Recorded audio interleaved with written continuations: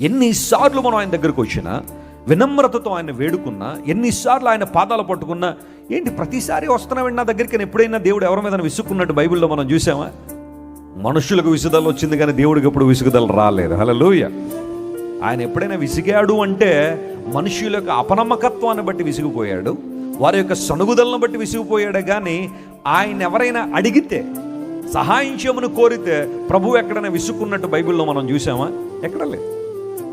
మీరు సువార్తలు జాగ్రత్తగా పరిశీలించండి. విశ్వాసంతో ఎవరైతే యేసు ప్రభు దగ్గరికి వచ్చారో వారందరూ కూడా అద్భుతాలు పొందుకునే వెళ్ళారు, కానీ ఏ ఒక్కరు నిరుత్సాహంతో ఏం చేయలేదు, వెనుతిరగలేదు. వారు ఎవరైనా సరే, అతి సామాన్య వ్యక్తులు ఉన్నారు, దానిలో పేదలైన వారు ఉన్నారు, అభాగ్యులు ఉన్నారు, వెలివేయబడిన వారు ఉన్నారు, గెంటివేయబడిన వారు ఉన్నారు, రకరకాల వ్యాధులు కలిగిన వారు ఉన్నారు. అట్ ది సేమ్ టైం ఆ దినాల్లో ఆ ప్రభుత్వాల క్రింద పనిచేస్తున్న అధికారులు కూడా ఉన్నారు.